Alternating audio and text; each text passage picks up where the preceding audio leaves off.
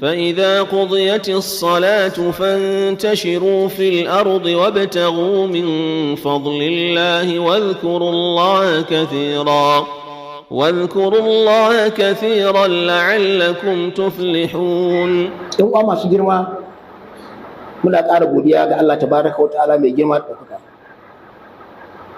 Muna cikin wasu kwanuka na bukukuwa a ƙasar nan, musamman abokanan zamanmu nasara suna bukukuwa.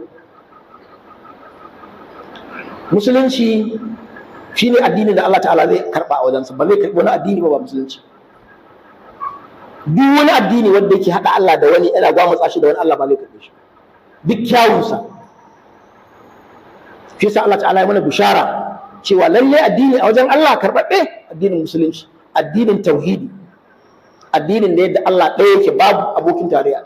Wannan babu wani kokonto a ciki, ba shakka. Kuma karka ji kunyan gawa kowa a gaban kowa, wannan shi ne gaskiya. Kuma Allah ta'ala ya bayyana mana cewa wannan addini da muke kai mu gode ma Allah, sahabbai sun gode ma Allah, suna ta godiya na wannan ni'ima, domin babu ni'imar da yake wannan. Duk abin da za a baka bai kai wannan abin da Allah ta'ala ya baka da musulunci. Mu addinin mu Maryama mahaifiyar Isa tana da matsayi babban matsayi. Allah ta'ala ya ambace ta, ya gaya wa mala'ika, ya gaya mata Allah ya zaɓe ta, Allah ya ɗaukake ta, istafaki wa ɓanharaki akan dukkan mata na duniya. Allah ta'ala ya ɗora Maryama alaihi salatu wassalam matan zamaninta, in ji waɗansu malamai. Shi yasa mu musulmai, ni a gidana akwai Maryam, na haifi ya Maryam da yawa anan suna da 'ya'ya da yayi 'yan uwa Maryam mata, saboda matsayin Maryam ne. Da muna rena ta, da ba za mu samu 'ya'yanmu, da ba za mu auri matanmu masu suna Maryam ba. Saka Kirista ba da wani abin da zai ga maka akan Maryam, kuma abu ne zahiri, ba wai batiri bane, yana nan duk in ka zagi gidan musulmai sai ka samu Maryam ba iyaka. Kuma wa Qur'anin mu babu macen da aka ba mu sura na kanta ita kadai, babu mace mai sura duk Qur'ani sai Maryam. Kuma Qur'anin nan shine abin girmamawa mu. Saka Maryam ita abin girmamawa ne, ka ga kowa babu wani shakka. Ba kuma yau bane, yana nan ne a rubuce shekara 1400 suka wuce. Saka babu abin da Kirista zai ga maka akan Maryam, babu shi. Kai ne kake da abin da za ka ga mishi.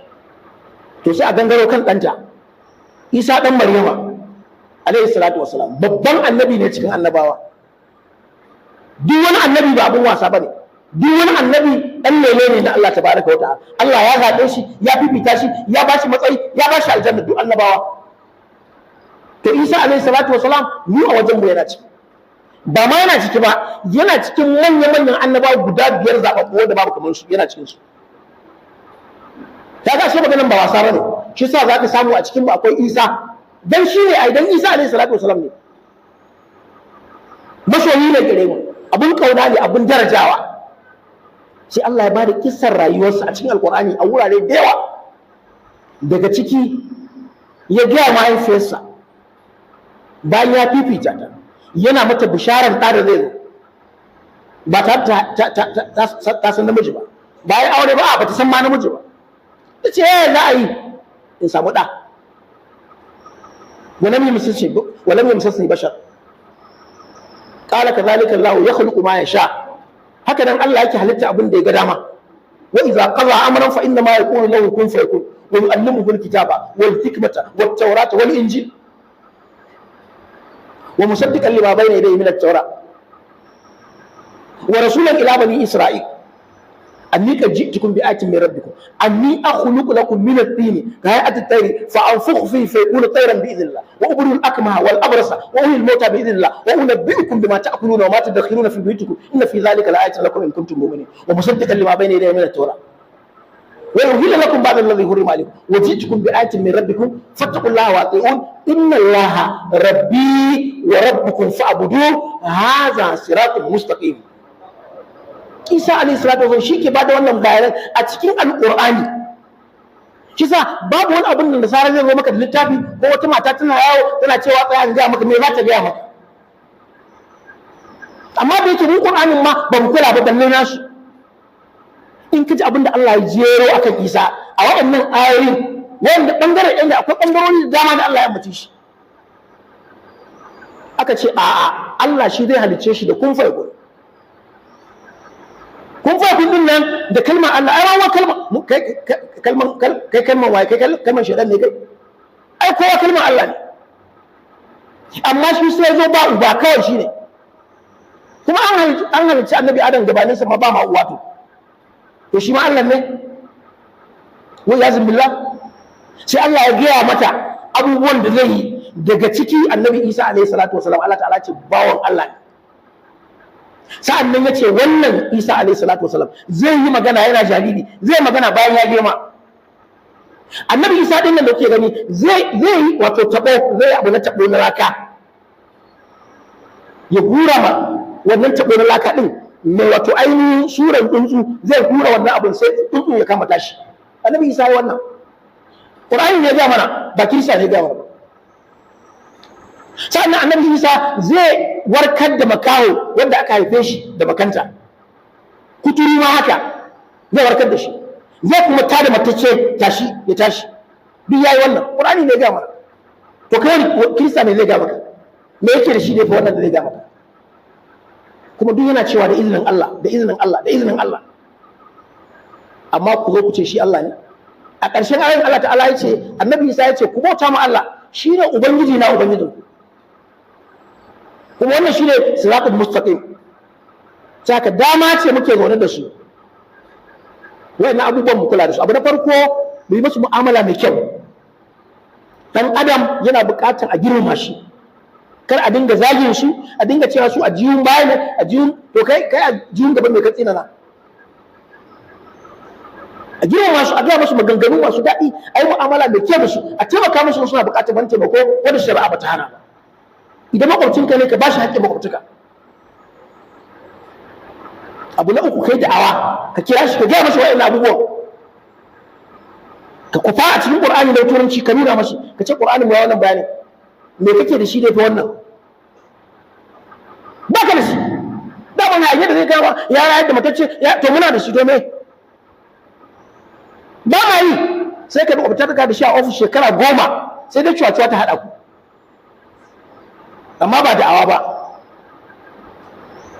Ka haɗa shi a mota ku sauka, ka haɗa shi a kasuwa ko ina ma makwacinka ne ma ba abin da ya damu ka, ba ka gaya mashi musulunci. Da yawan su babu sani. Allah ta'ala ce ka ce su taho, kul ta'alau ila kalimatin sawa'in bainana wa bainakum Allah na gudu ila Allah, ni da ku kar mu haɗa wanda Allah, bota ma Allah shi kadai. Sa'annan mu yi musu addu'a Allah ya shirya da su. Sa'annan kun ka yadda ka ce ma wani nasara cewa barka da idinku, wannan alama ce ta yadda da abin da yake kai na wannan idin. Kalma ɗan ƙarami sai ya rikita ma imaninka, gaisuwa tsakaninka da shi yana nan na girmamawa, har sa za ka ce mashi da ya girme ka ko a wajen aiki, amma ba maganar cewa barka da sallah, ba sallanka bane wannan sallan Allah guda uku ne wa iyaz billahi. Saboda ka ai hatara, kar a daina kalman ta jefa ka jahannama, wannan ko babu kula ku a ciki, ko a dangane babu shi. Duk abin da zaka faɗa ka faɗa ba ta yi murnan wannan idin ba, wannan idin shirka ne. Allah ta'ala ya sa mu cika da imani. Accountability. Today we are discussing the favors of Allah on us. Number one and the greatest, in Islam. The only religion Allah will accept as a way of life is that religion that has the concept of monetizing oneness of Allah subhanahu wa ta'ala. Oneness of Allah subhanahu wa ta'ala. Allah is one. We don't believe in Trinity in Islam. It is only one. He is the creator of all creations. All of them are created from Allah alone. Nobody assisted him. He has no son, he has no wife, he has no helper, he has no anybody. He is alone. And that is Kalimat Tawheed, and that is the pattern of all the prophets. All the prophets. وَلَقَدْ بَعَثْنَا فِي كُلِّ أُمَّةٍ رَسُولًا أَنِ اعْبُدُوا اللَّهَ وَاجْتَنِبُوا الطَّاغُوتَ. All messengers are on that pattern, including Isa alayhi salatu wasalam. Number 2 is that we Muslims respect Maryam, Mary alayhi salatu wasalam, highly. Hardly will you come across houses of Muslims who are Maryam. I personally name my daughter Maryam. So many of us here and many outside there are having either a sister Maryam, or a wife Maryam, or a mother Maryam, or a daughter Maryam. It is because of the honor of Maryam, not any other Maryam. So nobody can tell you the honor of Maryam. We practicalize it. We have it practically. We are not being informed. We invented that in the Quran. That's the only woman out of the 114 chapters of the Quran. That's the only woman and nobody among women that has a chapter of our own in the Quran. No woman. In fact, we have chapters of men. In Surah Ibrahim, Surah Huduba, Surah Yunus, Surah Muhammad, all we have so many. But in terms of women, I think it's a regard. I think that must be appreciated. That must be recognized. That must be known that Muslims are people who honor Maryam. We are not saying it today. It has been documented for more than 1,400 years ago. Added to that, Allah mentioned her in the Quran and He honors her. وَإِذْ قَالَتِ الْمَلَائِكَةُ يَا مَرْيَمُ إِنَّ اللَّهَ اصْطَفَاكِ وَطَهَّرَكِ وَاصْطَفَاكِ عَلَى نِسَاءِ الْعَالَمِينَ. All you Maryam, Allah has selected you out. And Allah has purified you. Among all women, you are distinct, you are different.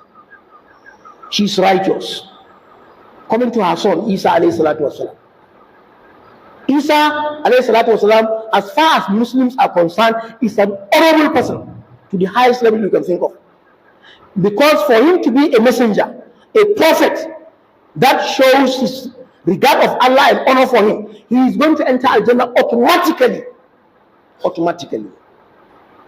Not only that, Isa alayhi salatu wasalam is among the 5 greatest prophets. 5 greatest prophets. Ibrahim alayhi salatu wasalam, Musa alayhi salatu wasalam, Isa alayhi salatu wasalam, Nuh alayhi salatu wasalam, and Prophet Muhammad. These are the greatest human beings as far as Allah is concerned. Isa is among them.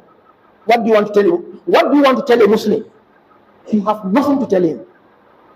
It's unfortunate that we are in our deep slumber. We cannot even raise the verses in the Quran to show the Christians. Even if you don't know the Bible, tell them this is what is documented about you in our book. We are not doing that. You spend years with him in the office as your boss. You cannot show him as your subject. You cannot show him the Quran. What do they have for preaching? It's not more than this. It can't be even like this. Look, Allah told her, you are going to have a child without meeting with a man. She was confused. She became disturbed. She said, how would that happen? أَنَّا يَكُونُ لِي وَلَدٌ وَلَمْ يَمْسَسْنِي بَشَرٌ قَالَ كَذَلِكَ اللَّهُ يَخْلُقُ مَا يَشَاءُ إِذَا قَضَى أَمْرًا فَإِنَّمَا يَقُولُ لَهُ كُن فَيَكُونُ. Be and it will be automatically. That was how Isa became. He became Isa without a father. In the Quran. Not only that, Allah continued to inform us of the miracles of Isa. This is only one part of the Quran, Al Imran. That Isa is a righteous servant of Allah subhanahu wa ta'ala. Not only that, Isa is given the powers by Allah to mold a clay like a bed, and he breathes into that bed and the bed starts flying in the Quran. What do you want more than this? And Isa cured a blind, a born blind. He cured him. He restored his sight. A leper also was given cure by Isa. He became well, a cripple. In the Quran, Allah says He's going to talk in cradle and in manhood, and it happens. He talked on the very day he was given birth in the Quran. In fact, Isa raised a dead baby, woke up, and he woke up in the Quran. Now, will a Christian tell you about Isa which you don't know? Tell me one. Now, when we don't actually put dawah into our activities, we just making noise, we just be calling other names or underrating names at times, which is actually has no flavor, no meaning. Now here it comes days of celebrations of the Trinity. Trinity is a doctrine that Muslim has never, will never ever accept. It's a kufr, it's a shirk. That's why among the rights they have over us is we should relate beautifully with them. Relate beautifully with a non-Muslim who is by your side, either as a neighbor in office or at home or on street, wherever you come across. Please honor him, respect him. Good relationship. وَإِنَّكَ لَعَلَى خُلُقٍ عَظِيمٍ. That is Rasulullah. He lived together with the Christians in Medina. And the Jews also, who are not dangerous. Jews are very dangerous. But Rasulullah later with them in Medina, beautifully. And Christians are more closer to us, because most of them are humble, except those who have actually been injected to be enemies to Muslims. Allah mentioned it in the Quran too. لتجدن أشد الناس عداوة للذين آمنوا اليهود والذين أشركوا ولتجدن أقربهم مودة للذين آمنوا الذين قالوا إنا نصارى ذلك بأن منهم قسيسين والرهبان وأنهم لا يستكبرون. This is exactly what Allah said about the Christians. They are closer to us than the Jews. They are closer to us than the idol worshippers, because they claim, it's a claim that they have God, even though the God is a mix of God. And Allah mentions their qualities. They are humble. They have their pastors and reverend fathers who are into reason. So we should take the advantage and bring them close up and tell them it's not compulsory. But inform them. Tell them we respect your prophet. We respect Isa is our own. We respect his mother. This is what has been said about them in the Quran. How many are doing that? You only meet in corruption at times, in the high levels. Also, you should be very careful. Very, very careful. Islam is a religion with principles. You should never congratulate anybody on this occasion. Any kafir should not be congratulated, because that is endorsing the culture of that ceremony. You don't do it. You greet, you respect, you say morning sir, evening sir to your elders among them, but never you congratulate. Tahniya is not allowed. It's endorsing that Trinity, which some of them even rejected. So be extra very careful about that. We ask Allah subhanahu wa ta'ala to give us peace in our hearts, peace in our nation, peace in our country, Nigeria. We ask Allah tabarak wa ta'ala to guide all of us aright. We ask Him also to count all of us among those who are going to be productive in da'wah, and also productive in calling others to the deen of Islam with our good characters and with our good languages. ربنا اغفر لنا ذنوبنا كفر عنا سيئاتنا توفنا مع الأبرار ربنا اغفر لنا ولوالدينا ولمن سبقنا بالإيمان والمسلمين والمسلمات والمؤمنين والمؤمنات الأحياء منهم والأموات. ربنا آتنا في الدنيا حسنة وفي الآخرة حسنة وقنا عذاب النار. إن الله وملائكته يصلون على النبي يا أيها الذين آمنوا صلوا عليه وسلموا تسليما. اللهم صل على محمد وعلى آل محمد كما صليت على إبراهيم وعلى آل إبراهيم إنك حميد مجيد. اللهم بارك على محمد وعلى آل محمد كما باركت على إبراهيم وعلى آل إبراهيم إنك حميد مجيد.